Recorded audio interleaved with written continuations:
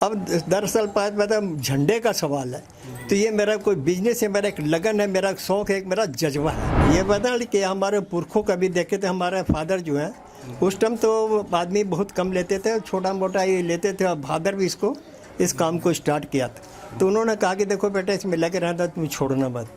और जब अपना तिरंगा किसी स्कूल या कॉलेज में या किसी फंक्शन में देखते हैं कि ये मेरा हाथ का बना हुआ, तो एक बार तो हमको लगता है कि अच्छा लगता है कि चलो मेरा हाथ यहाँ तक तो पहुँच रहा है।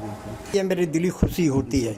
बल्कि ये भी आपको बता दिया हमने, ऐसा लगता है इस मौके पर कोई बड़ा त्यौहार में हम शामिल हैं, और ये हमको उतनी खुशी महसूस होती है जैसे कि और कोई बड़ा त्यौहार में, जैसे ईद वगैरह में या कुछ भी। ऐसा लगता है कि हम इस त्यौहार में, और इस त्यौहार में सारे हिंदुस्तानियों को मानना चाहिए, आगे बढ़ के हिस्सा लेना चाहिए।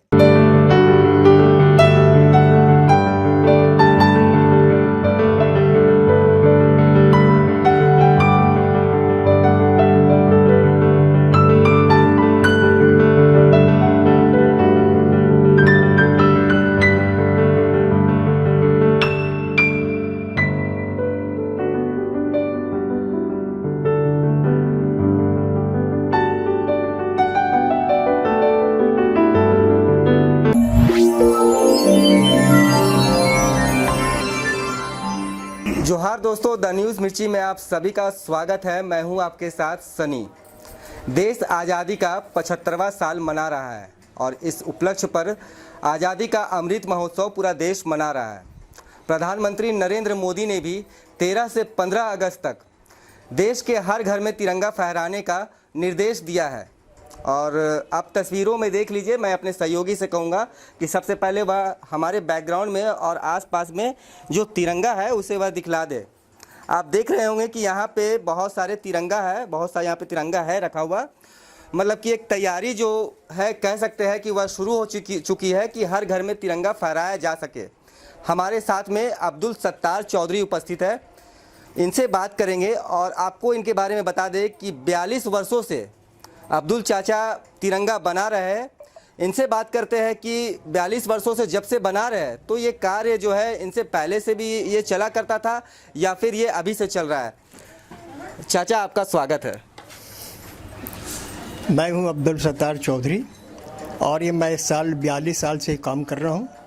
इतना जो डिमांड है जैसे कि वो झंडे का, वो कभी नहीं हुआ था। जब 50 साल पूरा हुआ था उस टाइम इसके 50% का डिमांड था। अब इतना डिमांड बढ़ गया कि हम लोग पूरा नहीं कर सकते, वक्त की कमी है, कारीगर है नहीं, मुहर्रम की छुट्टी भी चले गए हैं, इसलिए दुश्वारी हो रही है। अब रह गया झंडे का सवाल। जो झंडे का सवाल तो कोई आता है 10,000 मांगता है, कोई 5,000 मांगता है, कोई 20,000 मांग सकता है। इतने कम वक्त में बना के देना मुमकिन नहीं है। कब से बना रहे हैं, मतलब कितने महीने? ये हमारा काम चलता है, हमेशा चलता है। 26 जनवरी 15 अगस्त में, ये 4 महीना कबल हम स्टार्ट करिए, पहले स्टार्ट कर देते हैं। और उसके बाद अगर यही नरेंद्र मोदी जी अगर 6 महीना पहले कहते या 2-4 महीना पहले कहते तो इतनी दुश्वारी नहीं होता। अभी थोड़ा हम लोग को दुश्वारी हो रहा है, हम किसी का डिमांड पूरा भी नहीं कर सकते। जो हमारे पुराने व्यापारी हैं, जैसे मसलन मान लिए यहाँ से हमको 300 किलोमीटर कवर करना पड़ता, या यूँ कहिए कि पूरे झारखंड में, और ये पूरे झारखंड में हमारा सप्लाई है।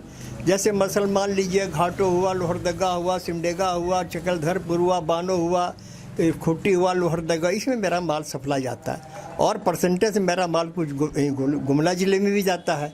तो मेरे पुराने व्यापारी उनको दे रहा हूँ। ऐसे मैं कोशिश कर रहा हूँ कि जो वहाँ से ऑर्डर देते हैं, मैं कोशिश करता हूँ कि उसको बना के दे दिया जाए, लेकिन मैं उतना ही लूँगा जितना मेरा कैपेसिटी है ना।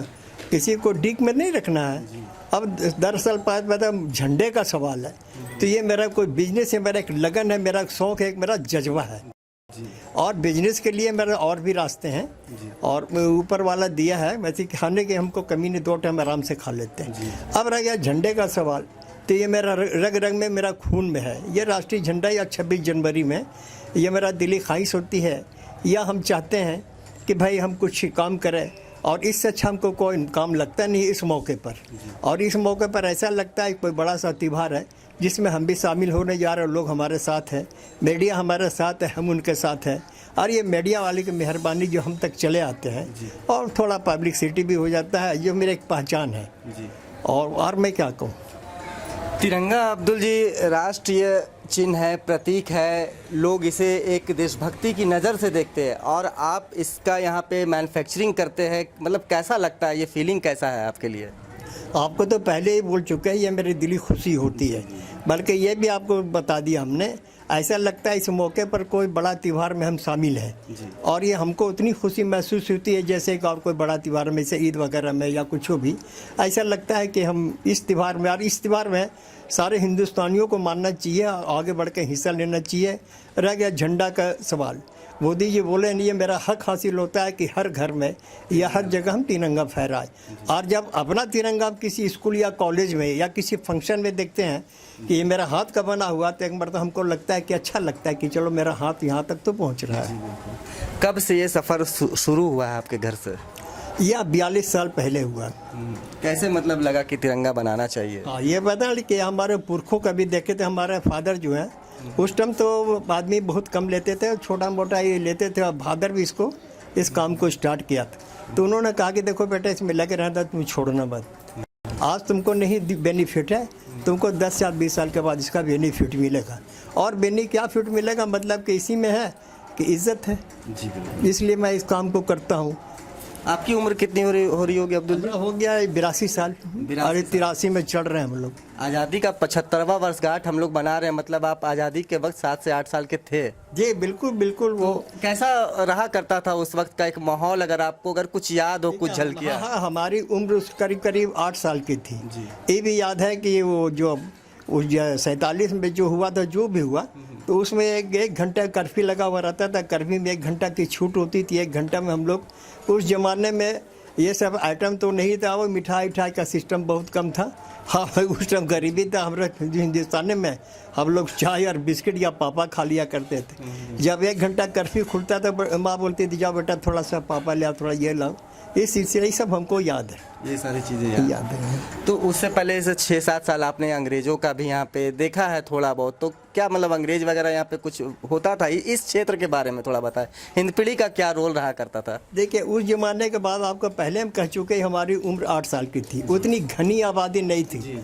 बात ऐसा होता ना, सूरज डूबने के बाद में हम लोग घर से नहीं निकलते थे।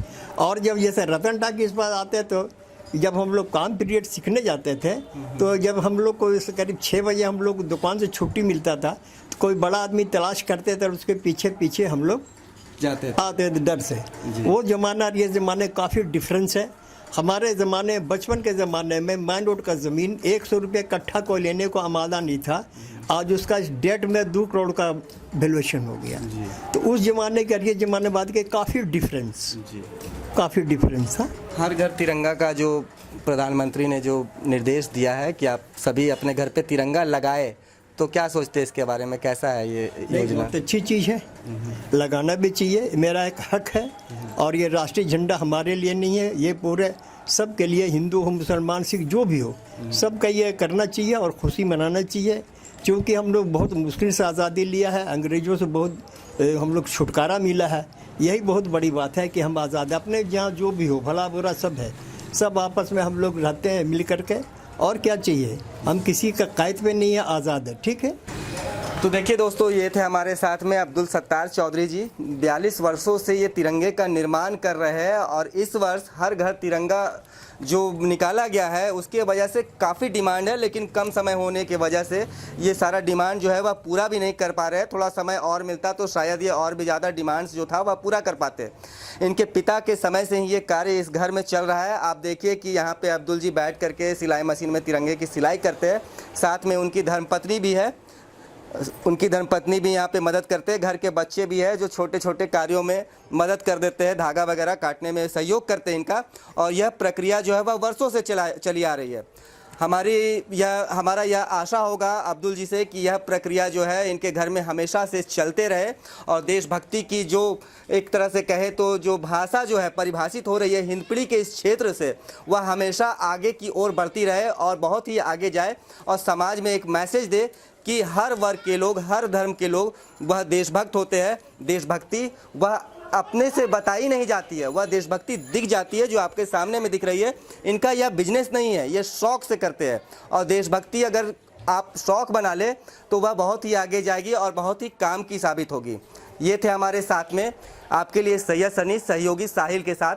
धन्यवाद।